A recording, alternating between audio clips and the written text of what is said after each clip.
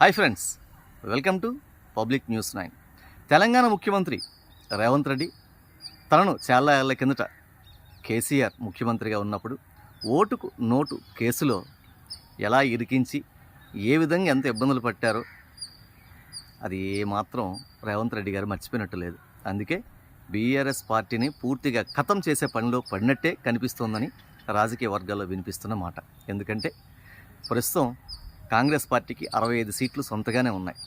64 గెలిచారు. తర్వాత ఇంకోటి కంటోన్మెంట్ ఎలక్షన్ ఉప ఎన్నికల్లో కూడా గెలిచారు 65.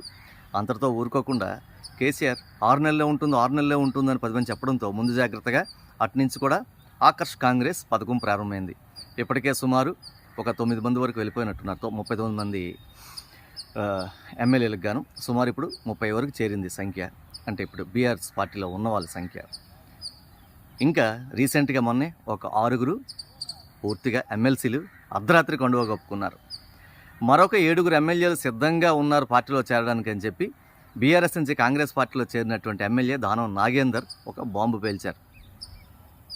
అంటే మరికొద్ది రోజుల్లో చేర్పులు బీఆర్ఎస్ నుంచి ఎమ్మెల్యేల చేర్పులు కాంగ్రెస్లోకి భారీగా ఉండబోతున్నాయని స్పష్టమైంది. కారణం ఏంటంటే ఈ నెల 24వ తేదీ అంటే జూలై 24వ తేదీన అసెంబ్లీ సమావేశాలు ప్రారంభం కానున్నాయి. ఈ సమావేశాల ప్రారంభానికి సంబంధించి బీఆర్ఎస్ పుట్టిని పూర్తిగా ముంచేయడానికి కాంగ్రెస్ పార్టీ సిద్ధం చేసుకుందన్నటువంటి వార్తలు వినిపిస్తున్నాయి. ఇదే క్రమంలో బీజేపీ కూడా విమర్శిస్తోంది. కేసీఆర్ మాత్రమే నేరుగా తనే ఎమ్మెల్యేలను కాంగ్రెస్లోకి పంపిస్తున్నాడు అన్నటువంటి ఒక విమర్శలు కూడా చేస్తోంది. అదేవిధంగా తమ దగ్గరికి వస్తే ఖచ్చితంగా రాజీనామా చేసి మాత్రమే బీజేపీలో చేరాలి అనే కండిషన్ పెడుతున్నామని కూడా బీజేపీ నేతలు చెప్తున్న పరిస్థితి. వీటి మాట ఎలా ఉన్నా అధికారంలో కాంగ్రెస్ పార్టీ ఉంది కాబట్టి బీఆర్ఎస్ ఎమ్మెల్యేలందరూ కాంగ్రెస్ గూటికి చేరడానికి పోటీ పడుతున్నారు. అయితే ఒకసారి చేర్చుకోకుండా విడతల వారీగా చేర్చుకుంటూ మొత్తానికి 24 అసెంబ్లీ సమావేశాలు ప్రారంభం కావడానికి ముందే మొత్తాన్ని మెజార్టీ ఎమ్మెల్యేలు పూర్తిగా చేరే అవకాశం ఉందని తెలుస్తుంది. అమెరికా నాడు బీఆర్ఎస్ లెజిస్లేటివ్ పార్టీ కూడా పూర్తిగా విలీనం త్వరలోనే జరిగిపోతుంది అని కూడా బీఆర్ఎస్ ఎమ్మెల్యే కాంగ్రెస్ పార్టీలో చేరినటువంటి దానం నాగేంద్ర కూడా వ్యక్తం చేసినటువంటి వ్యాఖ్యలు ఇది సాదాసీదాగా చేసిన వ్యాఖ్యలు కావు.